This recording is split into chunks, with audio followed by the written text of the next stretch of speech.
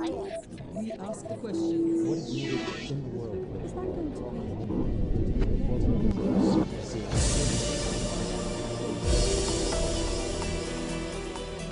When Israel's Prime Minister visited Washington last week on the eve of the Purim holiday, he gave President Obama what he considered a symbolic gift, a copy of the Old Testament book of Esther.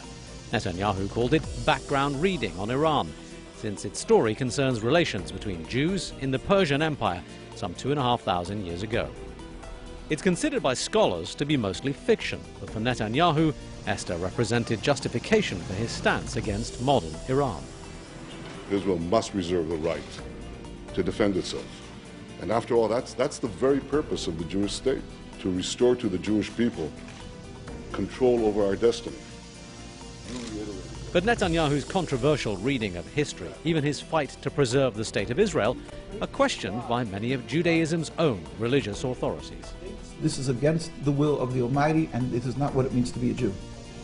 On the threat from Iran and President Ahmadinejad, he gives charity to the Jewish communities, and the words wipe out. He constantly says that Iran doesn't have a history, and he's not talking about harming anybody. He says that God will not allow this crime to happen. We concur with him that the Jews are in a danger because there is Zionism, and because it says in the Torah, if you rebel against God, it will not be successful, and it will bring catastrophic results, and Zionism has brought catastrophic results, and it could be much worse. Today on Talk to Al Jazeera, Rabbi David Weiss explains why Zionism and Judaism are not necessarily the same thing. Rabbi, first of all, thank you for talking to Al Jazeera. Thank you. It's an honor and a privilege to be on your show. Your most distinctive feature that I have noticed in seeing you in the media are the signs that you wear on your lapel. Please explain. This is a sign that conveys the message of what it means to be a Jew. As it says, a Jew, not a Zionist, and pray for the speedy, peaceful dismantlement of the state of Israel. And then it's repeated, nkusa.org, our site for people to go further and see it, the website, and then to see it's in Arabic, the same message. And basically it means that people, unfortunately, around the world see somebody as I am dressed, and they think that automatically I am dressed very religiously. I'm definitely a strong supporter of the state of Israel and of the occupation of the people of Palestine. And in truth, there could be nothing further from the truth. In truth, what you want is the speedy, peaceful dismantlement of the state of Israel. Because it's contradictory. Judaism is subservience to the Almighty, practiced for thousands of years, a covenant with God to be subservient to Him. And Zionism is a new movement, a relatively new movement, a transformation from the religion into a base, materialistic, nationalistic movement to have a piece of land which is forbidden for the Jewish people. Okay, we'll have to unpick this piece by piece, I think, because for most people, the idea of the state of Israel is fixed within a very rigid framework, and what they understand about the existence of Israel is by and large very uniform, at least according to what you read in newspapers. So let me try and get your position clear on this. What you're saying is that the existence of Israel is somehow against your religion. The Jewish religion forbids, since the destruction of the temple 2,000 years ago, we were given an edict, a decree by God, it's a prophecy of King Solomon, that we are not to attempt to recreate our sovereignty. Even 1 inch of Jewish sovereignty, even in an uninhabited land, is expressly forbidden. And Jews wait for the day when God will make a miracle, where all humanity will serve Him in harmony. We won't have to convince an atheist that there is a God. Everybody will recognize God, and then we will all go up and serve Him. Prior to that event, we are expressly forbidden to try to attempt to make any Jewish nationalism sovereignty, and this was respected and upheld by Jews throughout the trials and tribulations of the Inquisition, the Crusades, and every time period of Judaism when they were easily capable of buying land. They never did it because they understood this is against the will of the Almighty, and this is not what it means to be a Jew. Once again, this is not an opinion that you hear expressed very often. Are you in a minority? Is this simply your reading of the Torah?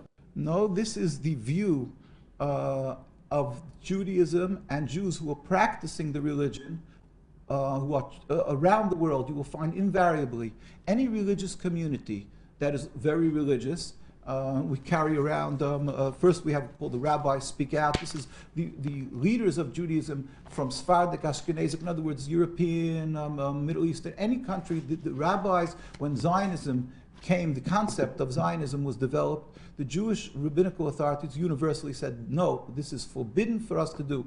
The reason being that it is not the concept of subservience to God, it's a nationalism, and in its actions, when it comes into fruition, when they created the state, the concept of stealing from people, killing, stealing, is all forbidden according to the Torah. So in every facet, Zionism is a rebellion against the command of God. But what about the argument that a lot of them make, and that is that the Bible specifically says that this land was given to the Jewish people by God, and therefore it belongs to them? That is why Zionism decided, when they're making their national home, to make it in Palestine, because really the fathers of Zionism in the 1895, in the 1890s, when they made their first meetings, they discussed making their national home in Uganda, in Patagonia, and because they were anti-religious, Theodor Herzl, Ben Gurion, well, at that time Jabotinsky, Theodor Herzl, these people detested the religion, as we have a compilation of their writings. In his own diary, Theodor Herzl wrote that Jews should convert to Christianity. That would be the solution to the Jewish problem. And it should be done in pride and music. On page 14 of his diaries, we will get to that with God's help. And he didn't circumcise his son. He wrote about this in the newspapers, that he's not circumcising his one son, Hans. So they detested religion. They were looking for a practical area of that they would flourish, a land that would be fruitful, and to create a land. But then they realized that practically speaking, you need a massive backing as far as money goes, and the way to get that from the world is to go to Palestine and claim that they're doing God's will, they're the beginning of God's redemption, and therefore people should support them, because in the Torah it says that God gave the Jewish people the land. But Zionism also claims exception because of the Holocaust. Now, you just attributed the phrase to Theodor Herzl, the solution to the Jewish problem, yes. And that will have raised ears all over the world, because that's the phrase that most people attribute to Hitler. Now, the idea that the Jews need a safe country in order to prevent the possibility of another Holocaust, in order to solve the persecution of Jews throughout millennia, is one of the founding principles of Israel. You don't think that holds any water either? The Holocaust was God's will, and we don't question God. God is compassionate and so forth, but we have to be introspective, understand why it came. We believe that God will be exacting with the punishment for the Nazis, but at the same time to take the issue of the Holocaust and to take that and to use it to rebel against God, when God specifically told us, do not attempt to make your own state, and to use that to take the land from the Palestinian people, is taking the people that died because they were Jewish, and to sort of dig them up and use them to rebel against God. It couldn't be anything worse for these people who died as Jews. But you have to understand that the desire to be with a like community, the desire to commune with people of the same religion is a very strong one, and to have a homeland has got to be emotional feeling. But you're also saying that a defining feature of being a Jew is exile. A defining feature is accepting that there is a ruler to the world who's compassionate, and it is medicine for the Jewish people, as Rabbi Samson Hirsch, the head of the German community, wrote, that God is compassionate, and his will, since the destruction of the temple, was that he's good in his punishment. He wanted us to break our haughtiness, so he had us dispersed amongst the nations. At the same time, it was accomplishing a blessing for the world if we would be following the Judaism, because we are people who would be teaching the world of compassion, of serving God. So it serves twofold. It serves two purposes. But unfortunately, if we don't do what we're supposed to be doing as Jews, it doesn't accomplish that purpose. I am not a learned scholar of matters Jewish, so I can't argue with you, but I know there are many who would.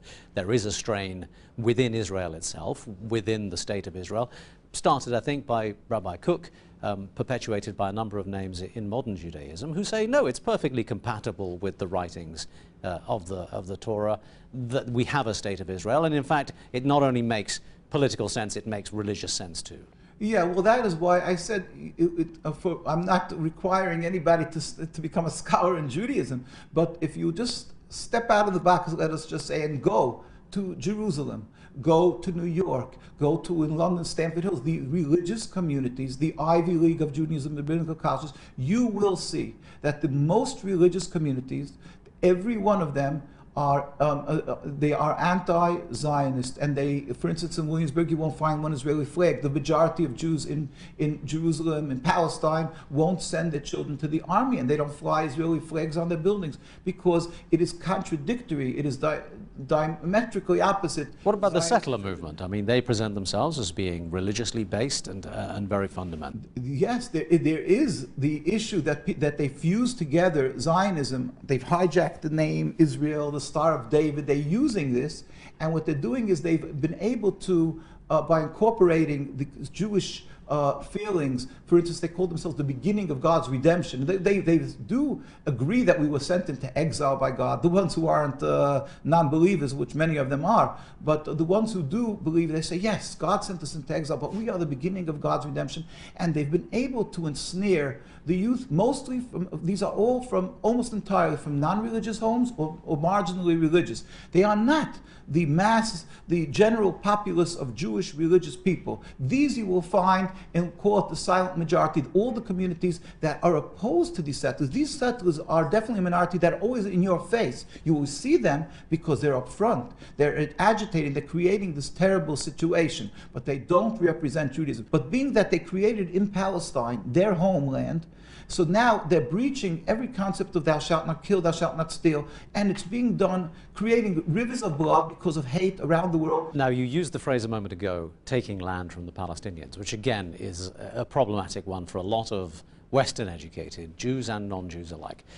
There is an argument, which is very much in the news right now, that there is no such thing as a Palestinian people, and there is an argument that says the lands that we are talking about never belonged to anybody called Palestinians.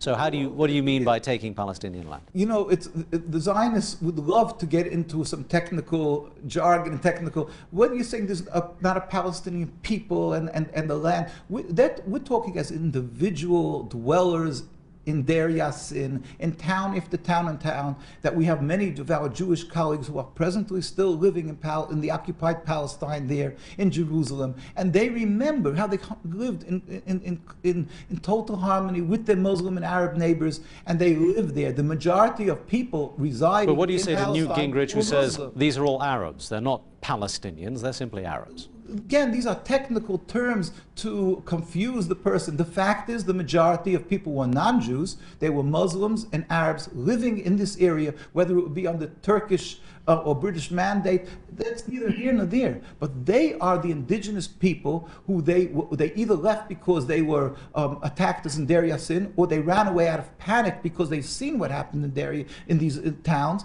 And therefore, as a Jew, which is what people call human rights, we call godliness, we are forbidden to steal their land. So let me just paraphrase, if I could, what you told us so far. The state of Israel has no legitimacy. It shouldn't exist at all. True. That Jews are responsible for rivers of blood, as you put it, in the Palestinian lands. That the Holocaust is not sufficient reason to override the basic Jewish premise that the Jews should not have a land of their own. I may not have quoted you entirely accurately, but even if someone like me were to even hint at thinking like that, I would be branded anti-Semitic. I would be vilified in the mainstream media. Yes. So the question is, are you anti-Semitic? That is the beautiful ploy of Zionism, that they can intimidate anybody who stands in opposition to their blatant, inhumane treatment of the Palestinians. And mind you, we will show you with God's help that they're brutally beating the Jewish inhabitants, who nobody can accuse us of being armed or militant.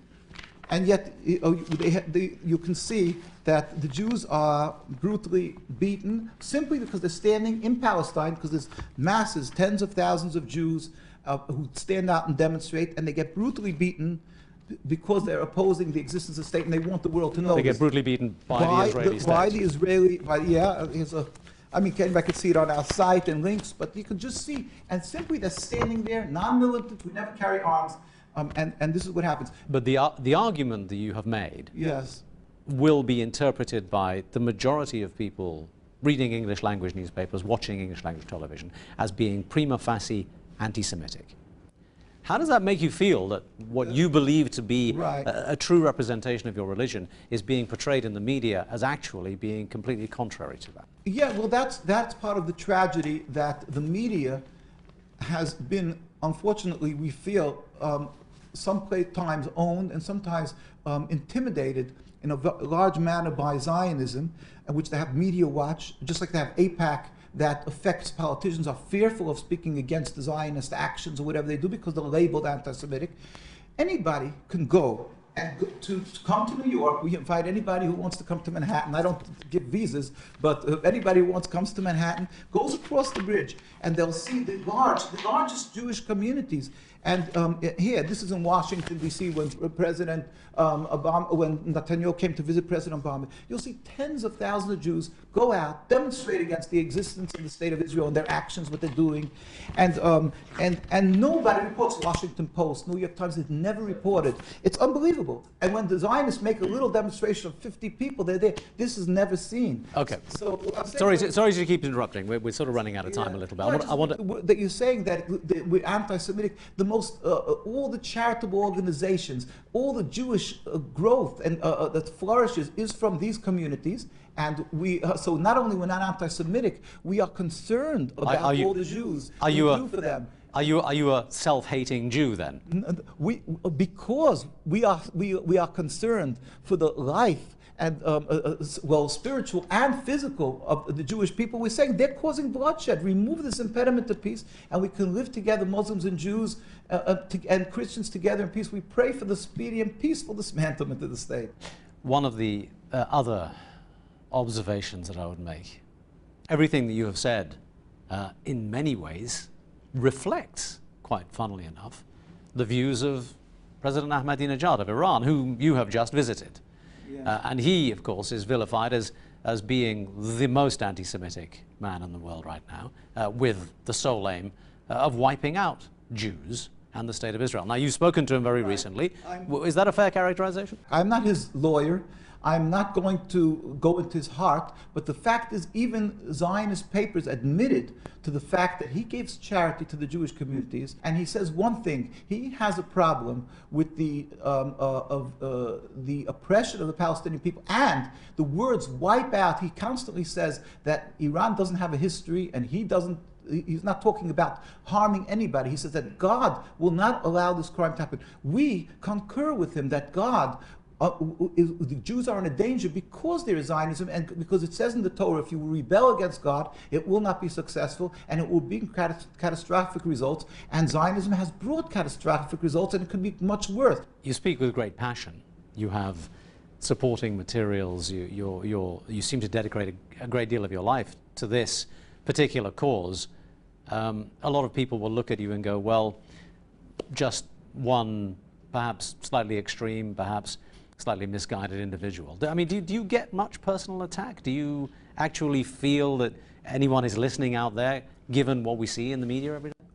Well, again, that is the point we say Zionism, that they vilify, they ridicule. Other people they call anti-Semitic, us they call self-hating Jews and so forth. They ridicule us as being just some a nominal number. But we invite anybody to come and study for themselves the makeup of Jewish communities worldwide, and they will find that the Jewish communities that are practicing the religion properly around the world, without an exception, from Australia, which is in Melbourne, the most, to Argentina, and I was in all these communities, thank God. No, I wasn't in Australia, I'm sorry, in Argentina. We just share this same view. You clearly are very passionate about your beliefs, but you are also clearly fighting some fairly formidable forces in terms of the Zionist movement itself, the State of Israel, international Western opinion and all. Do you have much faith that your voice will be heard?